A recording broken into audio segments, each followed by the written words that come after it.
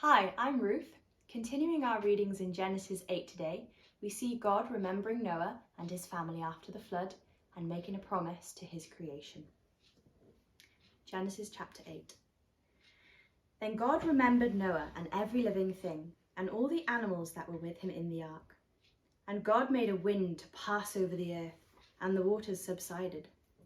The fountains of the deep and the windows of heaven were also stopped, and the rain from heaven was restrained. And the waters receded continually from the earth. At the end of the 150 days, the waters decreased. Then the ark rested in the 7th month, the 17th day of the month, on the mountains of Ararat. And the waters decreased continually until the 10th month. In the 10th month, on the 1st day of the month, the tops of the mountains were seen.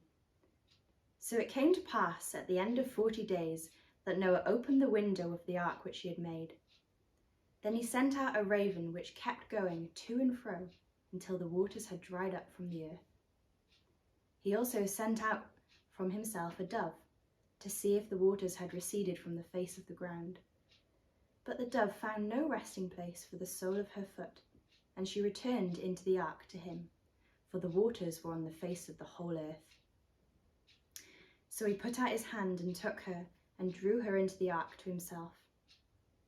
And he waited yet another 7 days, and again he sent the dove out from the ark. Then the dove came to him in the evening, and behold, a freshly plucked olive leaf was in her mouth. And Noah knew that the waters had receded from the earth. So he waited yet another 7 days, and sent out the dove, which did not return again to him any more. And it came to pass in the 601st year, in the 1st month, the 1st day of the month, that the waters were dried up from the earth.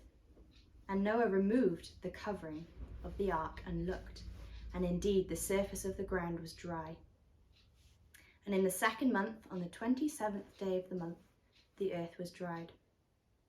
Then God spoke to Noah, saying, "Go out of the ark, you and your wife, and your sons' wives with you. Bring out with you every living thing of all flesh that is with you, birds and cattle and every creeping thing that creeps on the earth, so that they may abound on the earth and be fruitful and multiply on the earth."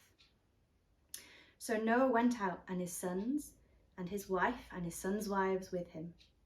Every animal, every creeping thing, every bird, and whatever creeps on the earth, according to their families, went out of the ark.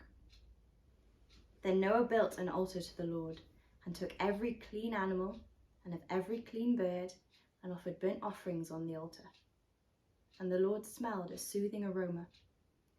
Then the Lord said in his heart, "I will never again curse the ground for man's sake, although the imagination of man's heart is evil from his youth. Nor will I again destroy every living thing as I have done.